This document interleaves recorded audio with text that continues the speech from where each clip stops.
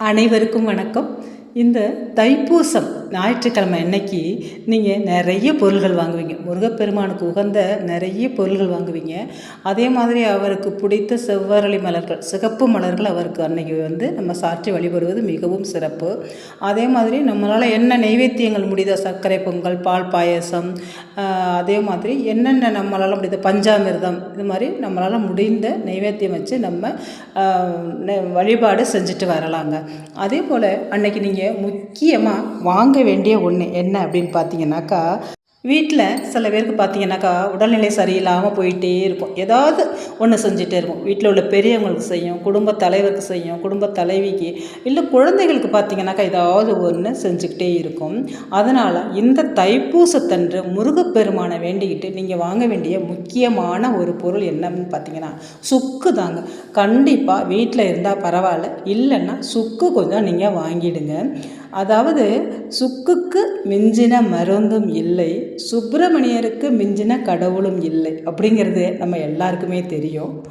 அன்னைக்கு அதாவது நீங்கள் இந்த தைப்பூசத்தன்னைக்கு ஞாயிற்றுக்கிழமை அன்னைக்கு சுக்கை வாங்கிட்டு வந்து, இல்லை வீட்டில் இருந்தாலும் பரவாயில்ல, அதை நீங்கள் எப்போ வழிபாடு செய்கிறீங்களோ அப்போ நீங்கள் முருகப்பெருமானோட பாதத்தில், நீங்கள் வீட்டில் ஃபோட்டோ வச்சுருந்தாலும் சரி, விக்கிரகம் வச்சுருந்தாலும் சரி, அந்த பாதத்தில் அந்த சுக்கை வச்சு நீங்கள் வழிபாடு செஞ்சுட்டு, அதாவது எனக்கு இனிமேல் நோய் நொடியெல்லாம் வராமல் காப்பாற்றணும், அதேமாரி வந்த நோய் நொடியெல்லாம் சீக்கிரம், ஒரு வயிற்றுவலியாகட்டும், தலைவலியாகட்டும், கால் வலியாகட்டும், இல்லை குழந்தைகளுக்காகட்டும், தீராத நோய்களாகட்டும், இதையெல்லாம் நீங்கள் வேண்டிக்கிட்டு இந்த வேண்டுதலை அன்றைக்கி வைங்க. கண்டிப்பாக அந்த வேண்டுதல் நிறைவேறும்.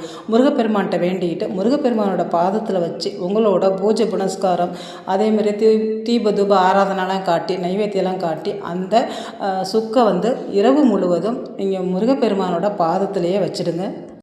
இந்த தைப்பூசத்தன்று ஞாயிற்றுக்கிழமை அன்னைக்கு பார்த்தீங்கன்னாக்கா செவ்வாய் ஹோரை எப்போ வருதுன்னா 7 to 8 மணி வருது. அதில் நீங்கள் என்ன செய்யுங்க, 2 அகல் விளக்கு எடுத்துக்குங்க. அதில் கொஞ்சமாக நெய் போட்டு பஞ்சுத்திரி போட்டு, அதில் சுக்கு பொடி இருந்தால் கொஞ்சம் போடுங்க. இல்லைன்னா நீங்கள் சுக்கு வாங்கிட்டு வந்தீங்க இல்லையா, அதே நீங்கள் மிக்சியில் போட்டு அரைச்சிங்கனாவே பவுடராக போயிடும். அந்த பொடியில் கொஞ்சம் அந்த அகல் விளக்கில் போட்டு நிலைவாசல் 2 புறமும் நீங்கள் தீபத்தை ஏற்றுங்க. இல்லை நாங்கள் சாமி அறையில் பூஜை அறையில் ஏற்றலாமானா பூஜை அறையிலையே நீங்கள் ஏற்றலாம். இது நீங்கள் நிலைவாசல் ஏற்றுறது மிக மிக சிறப்புங்க. நீங்கள் பூஜை அறையில் 6 வெத்தலை வச்சு வெத்தலை தீபம் ஏற்றலாம்.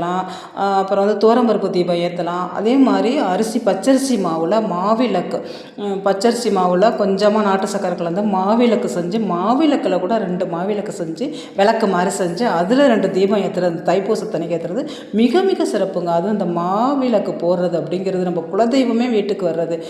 மாவிளக்கு குலதெய்வத்துக்கு நம்ம போகிறப்பெல்லாம் போடுவோம். அதனால் மாவிளக்கு அவ்வளோ நல்லது. இந்த மாவிளக்கு போடுறது முடிஞ்சால் அந்த மாவிளக்கு தீபம் கூட நம்ம ஏற்றலாம். அதனால் நம்ம பூஜை அறையில் இதெல்லாம் ஏற்றலாம். இந்த சுக்கு பொடி போட்டு ஏற்றுறத நீங்கள் நிலைவாசல் 2 புறமும் இந்த செவ்வாய் கோரை ஞாயிற்றுக்கிழமை அன்றைக்கி வர்ற 7 to 8 செவ்வாய் கோரையில் ஏற்றலாம். இல்லைங்க எனக்கு கரெக்டாக அந்த டயத்தை நான் மெயின்டைன் பண்ண முடியாது அப்படின்னா நீங்கள் 7 மணிலேருந்து 10 மணிக்குள்ளே எப்போ வேணாலும் இந்த தீபத்தை நீங்கள் ஏற்றலாங்க. நிலவாசலில் ஏற்றுங்க. இதனால் பார்த்தீங்கன்னா உங்கள் வீட்டில் உள்ள எதிர்மறை சக்தியெல்லாம் வெளியாகி உங்களுக்கு ஒரு நேர்மறை ஆற்றல் கிடைக்கும். ரொம்ப நாளாக உடல்நிலை சரியில்லை, எனக்கு முடியலை அப்படிங்கிறதெல்லாம் போய் பொழுதுனைக்கு நான் டாக்டர் வீட்டில் தான் இருக்கேன், டாக்டர் வீடும் கையுமாக இருக்கேன், மாத்திரை மருந்துமாக கையுமாக இருக்கேன் அப்படிங்கிறதெல்லாம் விலகி, அதே மாதிரி குழந்தைகளுக்கு அடிக்கடி உடல்நிலை சரியில்லாமல் போகிறது, பண கஷ்டம் ஏற்படுறது, இதெல்லாம் குறைஞ்சி வாழ்க்கையில் நல்ல ஒரு முன்னேற்றம் ஏற்படுங்க. அதே போல் நீங்கள் பூஜை அறையில் ஒரு எலுமிச்சம்பழத்தை புழிஞ்சி நாட்டு சர்க்கரை சேர்த்து அதில் கொஞ்சம் சுக்கு பொடி போட்டு, உங்களுக்கு முடிஞ்சதுனாக்கா சில பேருக்கு எலுமிச்சம்பழ ஜூஸ் சாயந்தர நேரத்தில் ஒத்துக்காது, அதனால் எனக்கு ஒத்துக்குங்க அப்படின்னு நினைக்கிற நீங்கள் இந்த பானக்கத்தை சாயந்தரமாக விளக்கேற்றி நீங்கள் பூஜை பண்ணும்போது செஞ்சு அதில் கொஞ்சம் சுக்கு பொடி போட்டு எல்லா நைவேத்தியம் பண்ணி எல்லாருக்கும் கொடுக்கலாம். நீங்களும் சாப்பிட்லாம். அவ்வளோ நல்லதுங்க, உடம்புக்கும் அவ்வளோ நல்லது. இதை நம்ம நைவேத்தியம் வைக்கிறதும் அன்றைய தினத்தில் நல்லது. அதனால் இன்றைக்கி இந்த தைப்பூசத்தன்னைக்கு இந்த சுக்கை வாங்க மறந்துடாதீங்க. தெய்வீக சக்தி உள்ள இந்த சுக்கை நீங்கள் இத்தனை விதத்துலேயும் நீங்கள் அன்றைக்கி பயன்படுத்துறது மிக மிக சக்தி வாய்ந்த ஒரு வழிபாடு. அதே போல் இந்த முருகன் பாதத்தில் நீங்கள் வச்சிங்க இல்லையா, அந்த சுக்கு வந்து முருகன் பாதத்தில் அன்றைக்கி இரவு முழுவதும் அந்த பூச நட்சத்திரம் இருக்கிற அந்த தைப்பூசத்தன்னைக்கு இரவு முழுவதும் அப்படியே இருக்கட்டும். அதுவும் இந்த 7 to 8 செவ்வாய் ஹோரை எப்போயும் செவ்வாயில் தான் வரும். ஆனால் வந்து இந்த ஞாயிற்றுக்கிழமையில் செவ்வாய் ஹோரை வருது. இதில் நீங்கள் வைக்கிறது மிக மிக சிறப்பு. அதனால் இந்த நேரத்தை நீங்கள் மிஸ் பண்ணிடாமல் நீங்கள் இந்த வழிபாட்டை முருகப்பெருமானுக்கு வைங்க.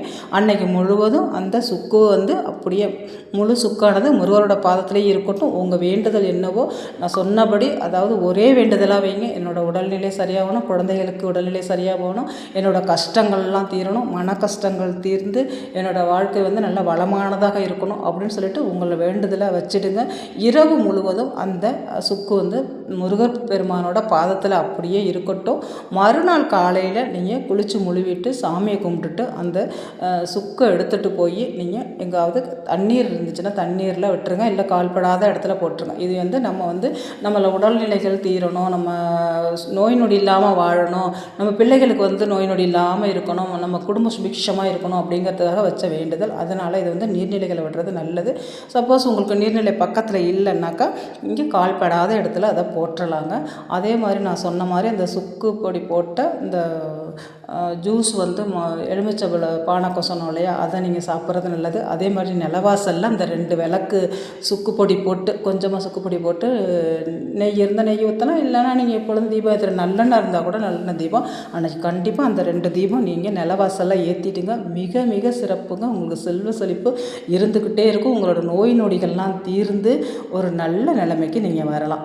இந்த வீடியோ உங்களுக்கு பிடிச்சிருந்துச்சுனாக்கா நம்ம சேனலை சப்ஸ்கிரைப் பண்ணி லைக் பண்ணிக்கோங்க. நான் இன்னொரு வீடியோவில் உங்களை சந்திக்கிறேன். இந்த வீடியோ பார்த்த அனைத்து நல்லுள்ளங்களுக்கும் நன்றி.